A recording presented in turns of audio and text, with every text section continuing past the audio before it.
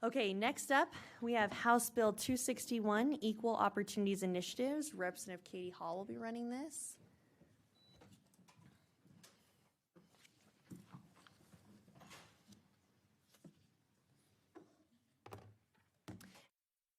Individuals who are joining you for your presentation today, just make sure they introduce themselves and sign in as well. And this is what we have on our agenda. So we look forward to your presentation, and then we will go to the public for public comment, and I'll explain how that'll work then. All right, Representative Hall. Thank you. Brightness. Okay. Thank you, Madam Chair.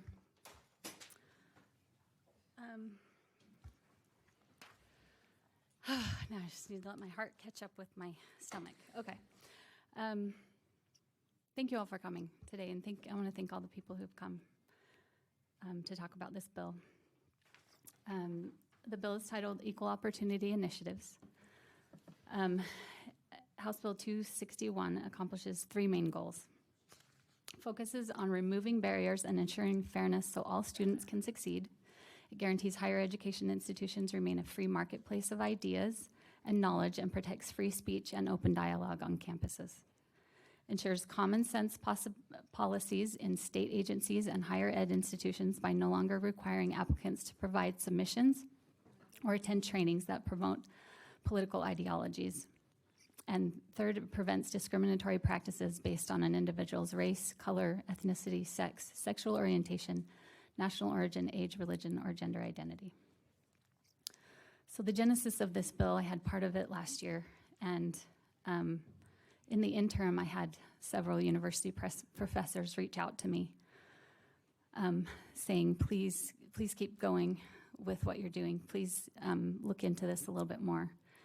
And as I talked to them and had some conversations with them, most of them described themselves as self-proclaimed registered Democrats, lifelong liberals, and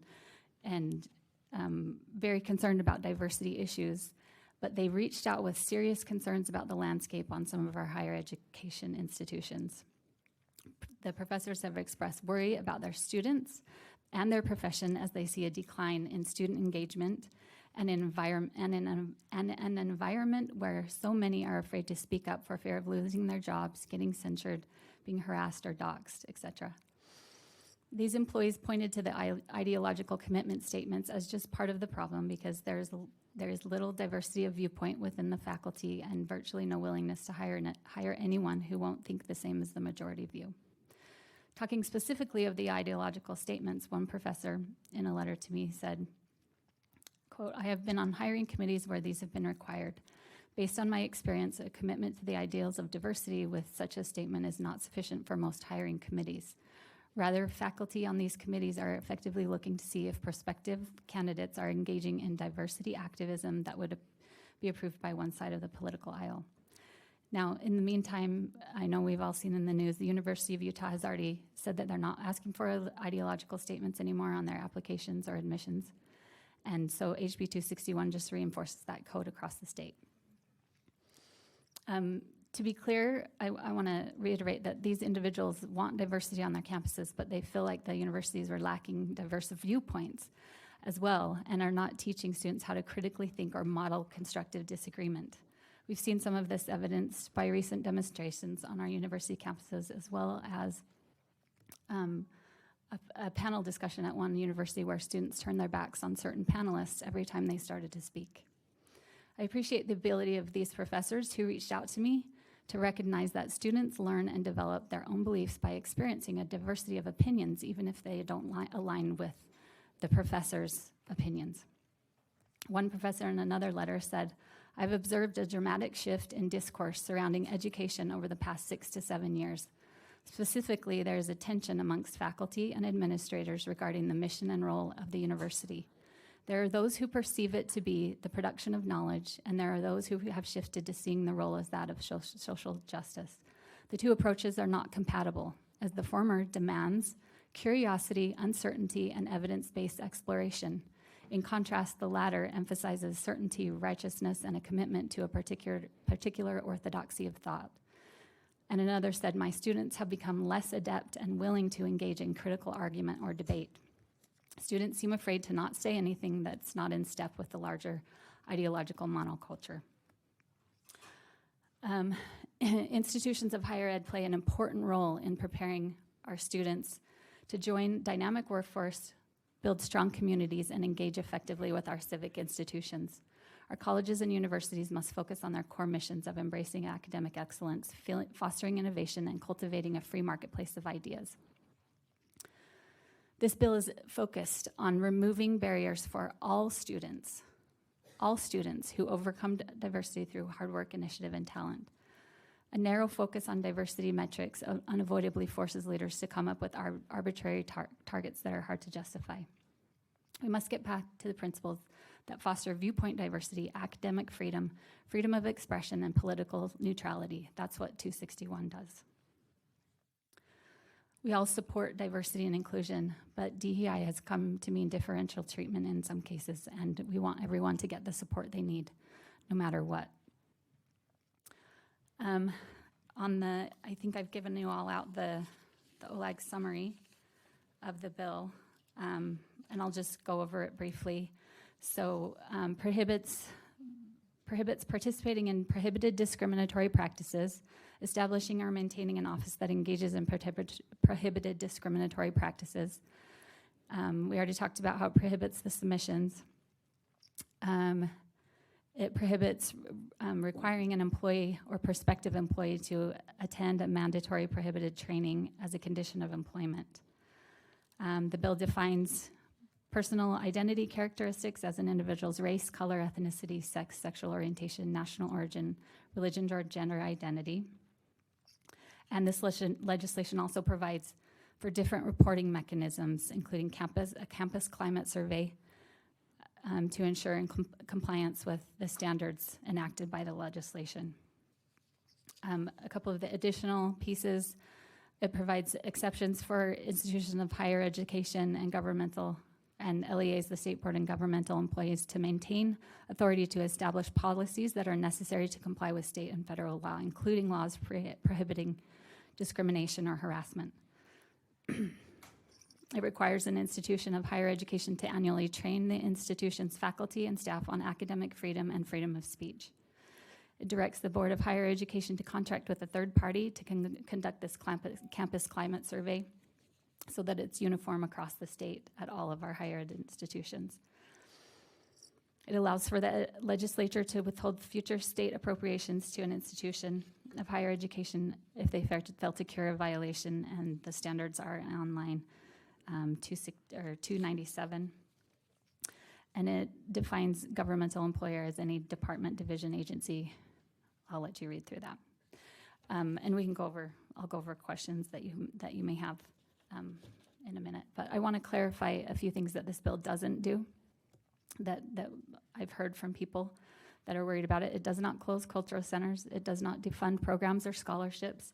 It does not exclude students who need extra services for their academic success, including those who are already receiving those services. They should notice no difference. It does not violate current state or federal laws that prohibit discrimination.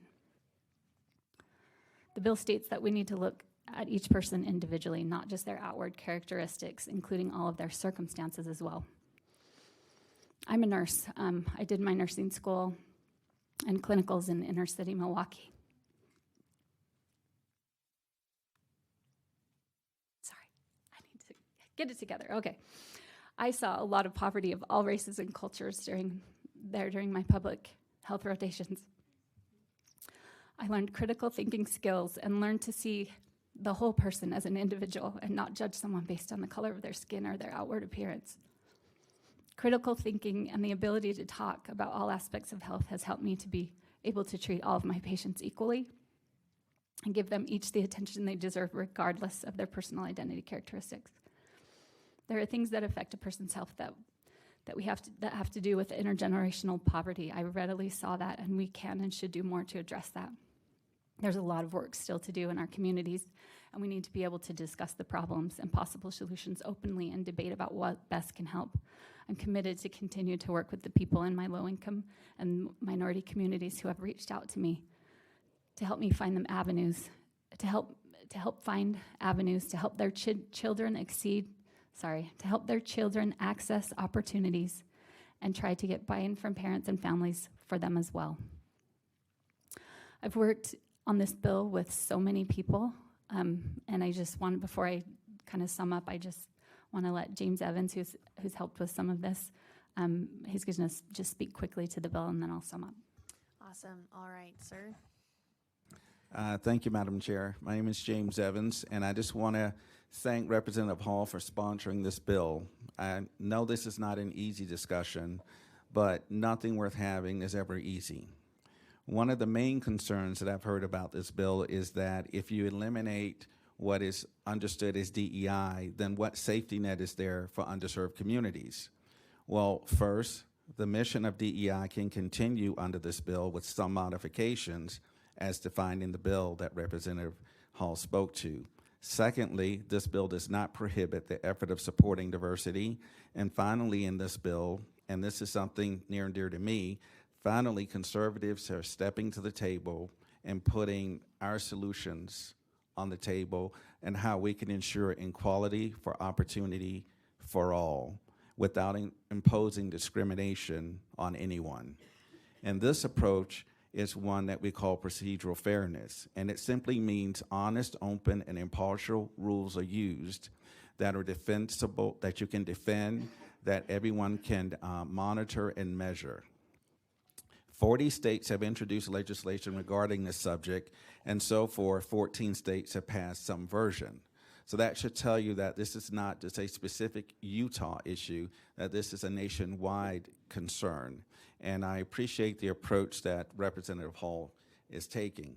Now, columnist Allison Schrader, Bloomberg columnist, she said the promise of DEI was that more diverse and representative workforce would bring better outcomes because it was also supposed to bring fresh insights and good judgment. But in several sectors, the diversity dividend has proved elusive. And in academia, DEI efforts often result in a variety of viewpoints, but not in a variety of viewpoints, but in intellectual conformity. I think it's important that those who work in the DEI space not be judged all the same, because I believe the vast majority do great work. The bill recognizes that, and it only modifies the controversial parts that the rest of the nation has already engaged in. As Representative Hall said, universities can still have Hispanic and Black student unions, et cetera. Schools are still able to teach ethnic studies, and schools and government entities can still recruit and advertise to racial, ethnic, and other underrepresented groups. Additionally, the bill will rebalance the approach to academic freedom and freedom of expression at our universities. And let's remember the role of universities. The traditional mission of dispassionately searching for truth and rationalism that is based in principle on contributions to knowledge measured by the discovery of facts, concepts, principles, and new interpretations that illuminate and explain. This fosters viewpoint diversity, academic freedom, freedom of expression, and political neutrality, all of the things that this bill addresses. And finally, I'm going to quote a Democrat, Van Jones, who's well known as a CNN commentator. He states that the job of a university one of the jobs of the university is to keep students physically safe, but ideologically unsafe, so that their ideas can be properly challenged and they're forced to embrace other points of view that can better hone their skills of being able to engage in a society of diverse viewpoints. And again, I just want to thank Representative Hall for all of her hard work on this. Thank you, Representative Hall, and thank you, James. Does that conclude your presentation? I just want to make one more comment, if I could. I want to make it clear that this has been a very collaborative bill. I'm not the sole author. There have been so many hands and eyes on this, and I think we've come up with something that addresses concerns while still holding on to all the good things about diversity initiatives, which is all about fairness, access, and equal opportunity, at the same time addressing academic freedom and freedom of speech. I also want to make it clear, so many legislators and staff asked during the process, Katie, are we taking care of who we need to care? Are we including all those at-risk students? And we want to catch those at-risk students who need help accomplishing their academic goals. Between myself and other legislators who help collaborate on this bill, we've talked with and tried to engage as many stakeholders as we can. I'm sure we didn't get to everybody, but between all of us, we talked to as many as we could, and we worked with USHE and the universities as well. I can't say everyone's 100% happy with where we landed, but I'm told that's what makes a good bill if not everybody's happy, right? So anyway, that's how I conclude the bill, or conclude my summation, and I'll take any questions. Thank you. All right, thank you. And we'll bring this to committee for clarifying questions on the bill. Can we get the names on this side? Okay, I think Lisenby's is off. Oh, Peterson, that's fine. Okay, Representative Moss. Thank you, Madam Chair. Since I'm short, this is a big space. I can turn the volume up for you. Go ahead. Okay. Thank you very much, and thank you, Representative Hall, for being collaborative and listening to many different voices. My question concerns the concerns of many teachers I've heard from in the last couple of days. I don't know if the public knows, this is the second day of the session. I've had over 400 emails about, well, not all about this one. And many of them talk about that they teach underrepresented students and they have training in equity. And as you well know, there are many different languages spoken in this valley, particularly in the district I represent, and Granite. I've worked with refugee moms. I've done programs with conversational English, and the things that you really need to know culturally about people from different backgrounds, and that the kinds of the ways they learn and help with English is critical to their success. And they're worried that this kind of training, because they have equity training, is this going to be disrupted for the public schools? Because as they read the bill, that's one of their biggest concerns, that they won't be able to continue to serve these kids. I don't think it's going to touch on that. I think what we're saying is help all kids however they need help. So if that includes, learning about someone's culture, this doesn't prohibit learning about cultures, other cultures. It's typically kids of color, kids from many different countries. Right. And so it does involve race as well as language differences. And that's okay. I don't think that this should encompass everyone, is where. Representative Moss, if you can direct your questions to the chair. Oh, I'm sorry. You're just fine. Go ahead. One more question, if I might. This relates to higher education.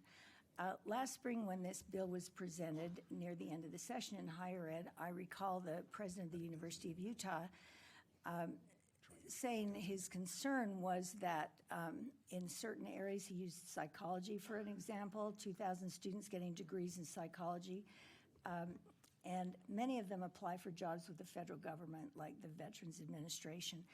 And I know they have federal contracts in different areas, and his concern was they might lose their certification. And then he added, similarly, the medical school could as well. So, and there are, as I said, there are probably millions of dollars in contracts with the federal government. So how would that affect, how would this bill affect programs like that? Because this could be a disaster if you're overhauling all of the higher education system for the state of Utah. Representative Hall. And we have specific federal laws or federal grants within the bill. But let me make it clear, it's not prohibiting trainings on someone's culture or anything. It's only prohibiting if they're doing any of the prohibited discriminatory practices with those trainings. So you'd have to look through those and point to one Could you just say what? Give me an example of a discriminatory practice. If you're training. Well, we've outlined them. I know, in the but bill. can you just give me a specific? I was a teacher. I have to visualize it in a classroom setting. I've got my. It starts on line 181. Yes. Online, actually, 172. promotes the differential treatment of an individual. I don't know if you want me to read through all of these. Well, I'll find, just an example, I is think 182 sufficient. is good. 182 asserts directly or indirectly that a person's identity characteristic is inherently superior or inferior to another person's identity characteristic. Yeah, I don't know who would do that. Great, then they won't be in violation of any of this law if it doesn't, so. One quick more question. Yeah, one more follow-up. yeah. Okay. Many people have asked me this, anecdotal evidence. Is there any data that shows, or any audits have been done of DEI programs that indicate that this is widespread, there's widespread misuse or abuse of DIA? Because I know a professor here, a professor there, I've gotten emails too, say this happened to them. But on a broader scale, I'd like to know if it's rampant throughout the system. Right, great question. I think more of, I can't say that there's been specific studies done per se that I've necessarily come across, but I think what it is kind of that campus climate that I'm not in those spaces, so I'm not seeing that, so I'm taking their word. And we've kind of seen some of that happen in the news recently, so.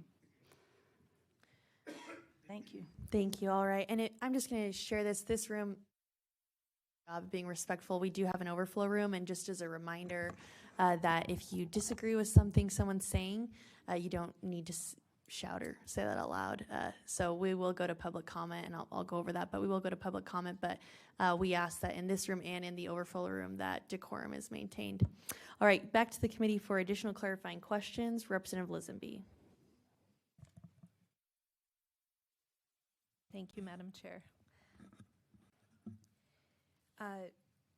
Could the sponsor please outline, I believe that our fiscal analysts have studied how much money they believe the universities are spending on these types of initiatives and offices. And so I was wondering if the sponsor could just maybe outline for us, or maybe even if the fiscal analyst is online, if they could outline for us what that looks like, because I think that would go to some of the previous questions. Thank you. Representative Hall?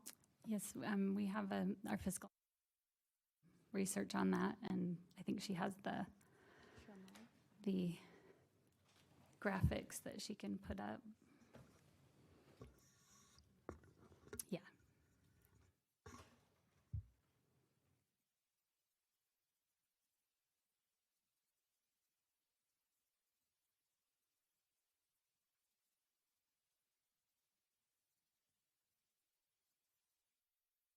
I think we now have a spreadsheet up on everyone's monitors, and it should be for the audience to see as well. Just tell us what you want us to do, Representative Hall, in terms Okay. of. Sorry, hang on.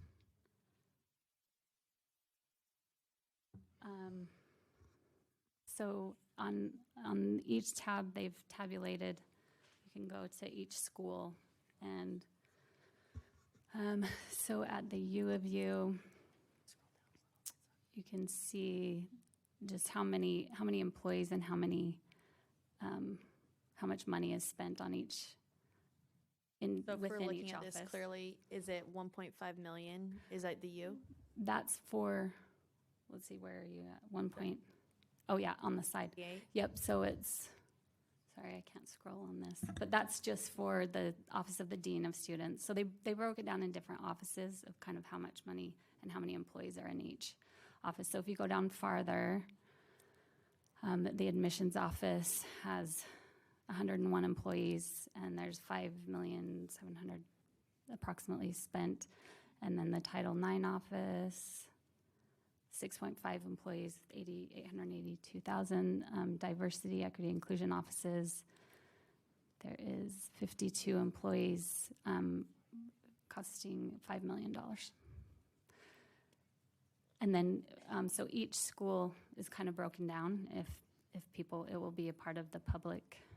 It might just be helpful if we scroll to the bottom to just see Yeah. that final amount at each You're right. school. Yeah. So USU, 15 employees. Madam Chair, if I could, I don't think there's a total number, it's just totals for each office, right? So if you scroll to the bottom, there isn't like a total Oh, number okay, per okay, I school. was Yeah, hoping there's that we not- could have a yeah, total It's amount. just breaking down Is to the each fiscal office. analyst on? Okay.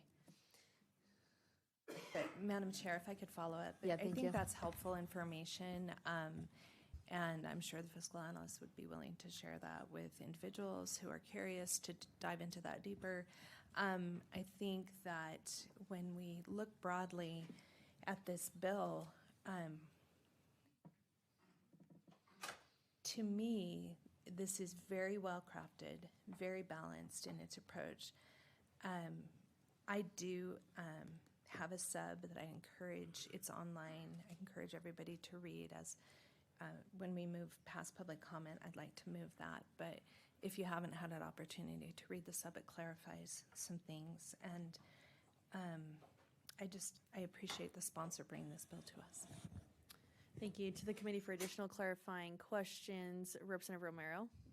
Okay, I have a couple of clarifying questions and relate, thank you, Madam Chair. My question when it comes to just what was asked from the fiscal analyst, how did they sort through that these were specifically DEI staffers? Because I know staff have many, many responsibilities. So how did we categorize that as diversity, equity, and inclusion? And was that specifically their main role, or were they doing other jobs? So, because I think if someone has that in their job description, that might not be their whole job. So I think that could be problematic. And then looking at the overall budget, like something of a University of Utah, which is one of our largest campuses, and looking at their overall budget and the amount of money we spend on sports and other things. So I'm just curious about that. And then I have two more questions. Staff does have an answer, and Representative Hall, if you want to answer as well, that's fine. Go ahead. So Micah Wixom, I'm with Office of Legislative Research and General Counsel. The fiscal analyst is Joseph Fitzgerald. I've just called him. He'll be down here shortly to answer specific questions about the fiscal note and other Okay, things. we can wait for that then, if you'd like. And I just want I have a couple questions. So how do we define, Madam Chair, diversity activism? Is there a specific definition, and is there some documentation of this happening through faculty or students? Or I'm just kind of curious what that is. Thank you. If you want to answer that, And Representative I Hall. Did you hear apologize, I that? missed the first part of the question. The definition of diversity activism? Is that Yeah, right? I mean, how do we quantify that? How do we prove diversity activism? Is it rampant, or like what is the definition of that? All right, Representative Hall. I'm not really not addressing that really in this bill. We're not addressing a definition of diversity activism in this bill. We're just addressing equality of opportunity for all students. Madam Chair, that was used in the presentation as to why we're doing this bill. So I think when we're running legislation, it's important to understand the terms and the definitions we're using, and if this has been problematic on our college campuses. All right. Okay, we have the fiscal analyst here to respond. I'm sure you're running over while the question was being asked. So the question that the committee had was, we have that beautiful spreadsheet that's been created. We wanted to know first if you have off the top of your head the total amount of those expenses that were broken it down, and then Representative Romero's question was related to how it was determined that a position was related to diversity, equity, and inclusion. All right. Thank you, Madam Chair. So Joseph Fitzgerald, financial analyst with the Office of the Legislative Fiscal Analyst. Sorry, running downstairs. Give me 1 second to get my notes up. While he's doing that, can I ask one more question? Yeah, one more. So my question is on government entities. We've spent the majority of the presentation talking about university campuses, and Representative Moss mentioned public education, but a huge concern for me is government entities, and I'll make a disclosure. I work for a local government. I've worked for the local government for 22 years. We do have a Department of Equity, and so I'm curious how that would impact the stuff we do at a local level, because you can look at small-town Utah, and it's a very different population. You look at the suburbs, very different population. Urban setting and the demographics that we serve, how would this bill impact those local governments that have diversity offices or work with young people? And so I'm curious about that, because it really concerns me. Representative Hall? Thank you for the question. I appreciate that. I don't think it's going to have as big of an impact as you might think, as long as the offices are not engaging in prohibited discriminatory practices. So that's kind of how it's affected. I guess they're a not follow-up doing that, question to then- that, Mrs. Chair, is would Salt Lake City Corporation or Salt Lake County or a municipality like that have to eliminate their equity offices with this bill? Let there be light. Thank you, Mike, for turning that on. Go ahead, Katie. Thank you for the question. That's something that they're going to have to look at as they look at the prohibited discriminatory practices and see if anything they're doing is going to touch that. Okay. So that's not a yes or no, so they could still have, Madam Chair, an office of equity that serves the populations. When you look at Salt Lake City in particular, our student population is majority students of color. And so when we're looking at programming through a municipality such as Salt Lake City, could they still have an equity office under this bill? That's called equity. I'm Yeah, I can answer in the, that. well, we have a, that's, Yeah, no, that's, okay. okay, I'm gonna Okay, let James. So in this current version, you can still have the bill, you can still have the office. If the substitute or if there's some other version that will remove that name, that's the name, but you can still do the work as long as you do not violate the prohibited discriminatory practices. So you can call it whatever you want to call it, but that is the key point of this bill, is that the offices, that's why the effort for diversity, for making sure that you can reach out to all of your different populations, none of that is impacted. You just cannot engage in the prohibited discriminatory practices. Okay, thank you. Thank you, Madam Chair. And then We- just to, We have our fiscal analyst, so I think can perfect, answer thanks. your question. Joseph Fitzgerald, right? Okay, go Yes, ahead. thank you, Madam Chair. Okay, so I'm just double checking my numbers for the total. I can give you that in 1 second, but how the numbers for the DEI bill were calculated. So on this spreadsheet that I believe is presented to everybody, so they divided it by VP Student Affairs, admission offices, all those different offices. And at the bottom of all of these, they have something titled DEI offices or something along those lines. So if we scroll to the bottom of, say, this page, for example. So at Utah State, it's called Office of Equity. And so in working with the Commissioner's Office and acknowledging that each institution might define equity a little bit differently, essentially we took all of these offices and we summed up those costs to get the total amount, which is, 1 second.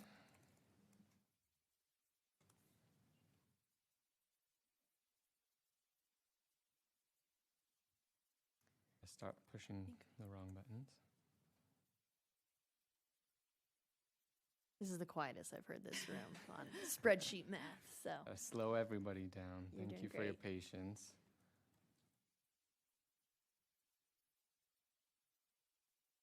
If we can, I know you have to add up all of those. You go ahead and keep doing that. We're going to go to our next committee question. Representative Romero, if that's okay, we'll come back to yeah, this. and then when he's done with that, I just have a follow-up question to the budget piece. Okay, all right, so Representative Peterson? Thank you. So some of the concerns we've heard, I wondered if you could maybe respond to related to special education students. Concerns that, they do need some additional supports. There's certainly federal laws around our special education students. Could you maybe respond to some of those concerns that we've heard about ensuring our special education students in higher ed public ed get the services that they need? Yes, and those services will not be touched by this bill. Those will continue to happen and may even help capture other students that we didn't know about, because this is for all. Thank you. All right. We'll go back to our analyst for clarification on the budget real quick. Okay, great. Thank you for your patience with me. So looking at total budget, we estimate it's approximately $10.4 million in total spending across all 16 institutions of higher education. That would be reallocated from spending on DEI Type 2 student success offices. And Madam Chair, I just have a follow-up question to that. So what percentage of the budget does DEI represent at each institution? Because I think that, we're talking about, he's given us a number, but what is the overall budget for each of these universities, and what is the percentage of that going into DEI programs? Because I think it's easy to say $11 million, and people go, oh my gosh, that's a lot of money. But when you look at the overall budget of some of these institutions, that's maybe like 1 to 3% of their budget. So I'm guessing that we don't have that readily available unless you did a full audit of a full review. Yeah, so you're welcome to join us in Higher Education Appropriations Subcommittee to talk about the total. The total appropriated budget for the institutions of higher education is $2.8 billion. That, of course, does not account for the overall budget because of grants and contracts that they receive outside, but the legislature appropriates $2.8 billion. So $10 million is The amount. that amount that we do. Madam Chair, I thank you for allowing me to ask that question, because I think it provides a framework of the amount of money and programming we're talking about when we're looking at our university populations. But I do have some great concern that I'll discuss later when I can do that, Okay. about local entities. Thank you. All right, so we'll bring this back to the committee for additional clarifying questions. Representative Clancy. Thank you. Excuse me. Thank you, Madam Chair. A couple quick questions. One concern that I've heard from constituents is, would this prohibit teachers from teaching about hard topics of history such as slavery, the Jim Crow era, Reconstruction, Redeemer governments? Would any of this be prohibitive of those important topics? Not at all. It would not be prohibited. It's encouraged to teach our history for sure. Okay. And I'm looking more higher ed with some student groups, important, Black Student Union, some Polynesian student groups. How would these student groups be impacted by this legislation? It won't affect any student groups. Okay, thank you, Madam Chair. And finally, I really think, and this is my opinion, I think the greatest teachers that I've ever had took the time and dedication to have really hard conversations about really important topics, both about our history, but like many of us, I believe history repeats itself, and so the importance of now. Would anything in this bill prohibit those really tough conversations from taking place in the classroom? Because I think that's really important. Absolutely not. Doesn't prohibit that. We need it. Thank you, Madam Chair. Thank you. All right. Any additional questions from the committee? Seeing transition to public, you can have the sponsor and your co-presenter, James Evans, if you don't mind. There should be a couple chairs right there if you want to have a seat. And Katie, Representative Hall, you're on our committee, so you're welcome to sit